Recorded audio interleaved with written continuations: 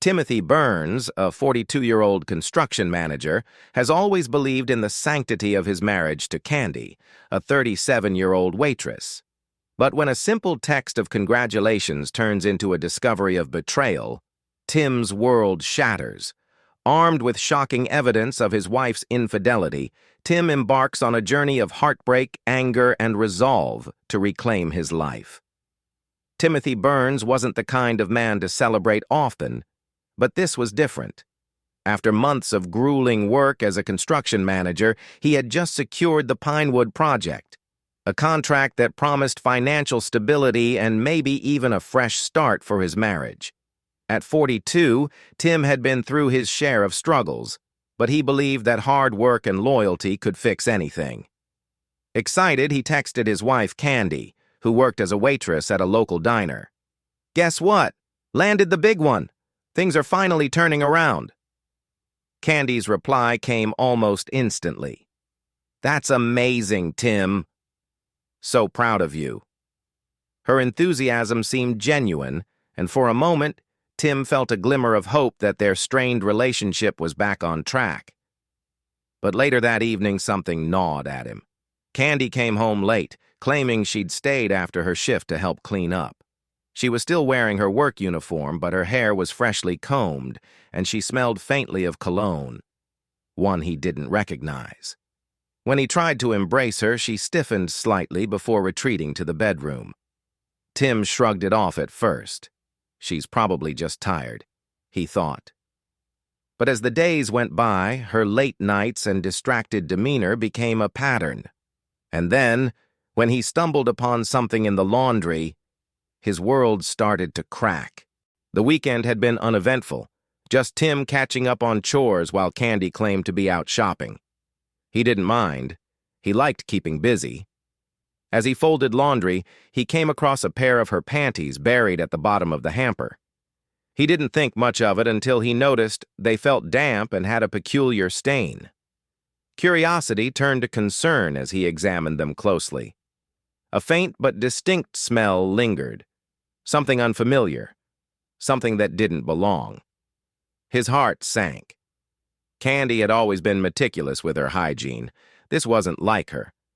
When she came home that evening, he decided to test the waters. "Hey, I found something weird in the laundry," he said casually, holding up the garment. Candy's face froze for a split second before she plastered on a smile. "Oh, that?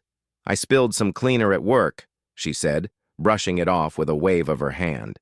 Tim wanted to believe her, but the explanation felt too convenient, too rehearsed. That night, as Candy drifted off to sleep, Tim lay awake, staring at the ceiling. His mind raced with possibilities, each one more painful than the last. Was he imagining things, or was his wife hiding something? He didn't know it yet, but this small discovery was the first crack in a foundation that was about to collapse entirely. The growing unease was becoming unbearable for Tim. He needed clarity, and his suspicions couldn't stay bottled up any longer. Unsure of what else to do, he made an appointment with Ruby Hawkins, a respected divorce attorney known for her no-nonsense approach. Sitting across from her in her pristine office, Tim felt an overwhelming sense of failure. Ruby greeted him warmly but with a professional edge. "You're here for a reason, Tim. Let's figure it out." Tim fumbled for the right words, his voice heavy with hesitation. He explained Candy's strange behavior, the late nights, and the unsettling discovery in the laundry. Ruby listened intently, occasionally jotting down notes. When he finished, she leaned forward. "Here's the reality. If there's infidelity, you need solid proof. Without it, it's just suspicion, and suspicion won't hold up in court. Do you have access to her phone, social media, anything concrete?" Tim shook his head.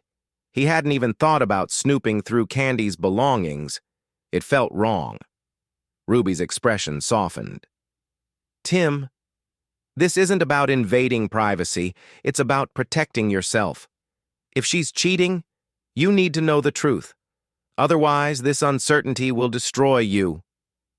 As Tim left her office, he felt a mix of dread and determination. Ruby's words echoed in his mind. "The truth will set you free, but it might hurt like hell first." Days later, the truth began to surface in a way Tim hadn't expected. At work, Marvin Johnson, one of Tim's closest friends and co-workers, approached him during lunch. Marvin looked uncomfortable, as though he'd been holding on to something he didn't want to share. "Tim," he began cautiously, "I don't know how to say this, but I think you need to know. Candy's been spending time with Jake." Tim blinked, confused. Jake was his boss, a man he'd always respected, though he could be arrogant at times. "What do you mean?" Tim asked, his voice tight. Marvin hesitated before continuing. "She was at his house last weekend. There was a party, and she said she was working as a waitress, but she didn't leave until the next morning." Tim's stomach dropped. "Are you sure?" he asked, his voice barely above a whisper. Marvin nodded grimly. "I didn't want to believe it either, but people were talking. And Tim, there are pictures. I didn't want to show you, but I can't stand by and say nothing." That evening, Marvin sent Tim the photos. As Tim stared at the images, his hands shook. There was Candy, smiling and laughing, but it wasn't an innocent party. The photos were graphic, undeniable proof of her betrayal. The world Tim thought he knew came crashing down around him. Tim sat in his living room, the soft glow of the television casting shadows on his face. His phone vibrated on the table, and a message from Marvin appeared. "You might want to sit down before looking at this." With trembling hands, Tim opened the attachment. At first, the images were blurry, but as he swiped through, each one became sharper, more graphic. There was no mistaking Candy. She wasn't just at Jake's house. She was draped across him, laughing, her arms wrapped around his neck. And it wasn't just Jake. Other men were in the photos too, and the nature of the images left nothing to the imagination. Tim's chest tightened as his mind raced. His wife, the woman he'd loved and trusted, was engaged in acts that felt like a direct attack on everything they'd built together. He felt a cocktail of emotions: anger, disgust, heartbreak, all bubbling to the surface. For hours, he stared at the evidence, his mind replaying memories of happier times. The anniversary trips, the laughter, the promises. They all seemed like cruel jokes now. By the time the sun began to rise, Tim had made a decision. This betrayal couldn't go unanswered. The next day, Tim tried to go about his routine, but the weight of what he'd seen made every moment unbearable. At work, Jake's voice over the intercom felt like nails on a chalkboard. Every glance from his coworkers felt like pity, as if they knew something he didn't. Back at home, the silence was deafening.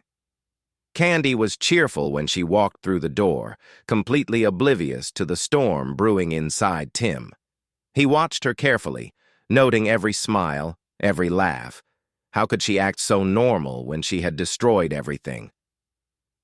That night, as Candy showered, Tim took a deep breath and opened her phone, something he had never done before. The passcode was simple: her birth year. Once inside, he found messages confirming his worst fears. Conversations with Jake were explicit, full of plans for their next encounter. There were other names, too, men Tim didn't recognize. Tim's hands shook as he snapped screenshots and sent them to himself. He knew confrontation was inevitable, but he needed to be prepared. By morning, he had all the evidence he needed: texts, photos, and video clips Marvin had shared. He rehearsed what he would say, imagining every possible reaction, but nothing could prepare him for the actual confrontation that was about to unfold. The evening felt heavy with tension. Tim had waited all day for this moment, his emotions teetering between rage and heartbreak. Candy walked in, humming a tune, oblivious to the storm waiting for her. She set her bag down and smiled at Tim. "How was your day?" she asked casually. Tim clenched his fists, his jaw tight. "We need to talk," he said, his voice low but firm. Candy froze, her smile faltering. "What's wrong?" she asked, her tone laced with nervousness. Without a word, Tim pulled out his phone and opened the folder containing the damning evidence. He placed it on the table in front of her. "Explain this," he demanded. Candy's face went pale as she scrolled through the photos and messages. She stammered, "I can explain. It's not what it looks like." "Not what it looks like?" Tim's voice rose, anger breaking through his restraint. "You've been lying to me, cheating on me. Not just with Jake, but with multiple men. Don't insult me by pretending this isn't what it looks like." Candy's tears started to flow, but Tim wasn't moved. "I gave you everything," he said, his voice cracking. "And this is how you repay me? You humiliate me with my boss, with strangers, while I'm out there trying to build a life for us?" The confrontation escalated as Candy tried to justify her actions, claiming loneliness and dissatisfaction. But Tim cut her off. "Save your excuses," he snapped. "You've destroyed this marriage. You're leaving tonight." Candy tried to plead, but Tim stood his ground. "If you don't leave, I'll call the sheriff right now." The next morning, Tim followed through on his promise. He contacted Ruby Hawkins, who expedited the paperwork for divorce and a restraining order. Later that day, a sheriff arrived at the house to serve Candy the papers. Candy stood in the doorway, disbelief written across her face as the sheriff handed her the documents. "You're really doing this?" she asked, her voice trembling. Tim nodded, his expression resolute. "You made your choices, Candy. Now I'm making mine." As the sheriff explained the restraining order, Candy's demeanor shifted from shock to anger. "You think you're so righteous," she spat. "You'll regret this." But Tim remained calm, refusing to be baited. "I've already regretted staying with you this long," he said. The encounter didn't end there. That evening, Tim's apartment was visited by Jake and a few of his cronies. They stood outside, pounding on the door, shouting threats. But Tim was ready. With his firearm in hand, he opened the door just enough to make his point clear. "You've already taken enough from me," Tim said, his voice steady. "If you want to test me, go ahead. But I promise you won't like the outcome." Jake and his crew backed off, their bravado fading. Tim watched them leave, his heart pounding but his resolve unshaken. In the days following the confrontation and Candy's departure, Tim found himself navigating uncharted emotional territory. His house felt emptier without her presence, but it also felt lighter, free from the weight of betrayal. Still, the silence was haunting. Memories of their life together played on a loop in his mind, from the day they first met to the painful confrontation that shattered everything. At work, Jake's absence was noticeable. Rumors circulated about him taking a sudden leave of absence, and Tim couldn't help but feel a grim satisfaction. The man who had betrayed him wasn't untouchable after all. Marvin checked in regularly, offering support and an outlet for Tim to vent. It wasn't easy, but having someone to talk to made the process bearable. Tim began focusing on himself. He threw himself into his work, channeling his pain into productivity. He started jogging in the mornings, finding solace in the rhythm of his footsteps and the cool dawn air. Slowly but surely, he began to reclaim his sense of self-worth. One evening, he received a call from Ruby Hawkins.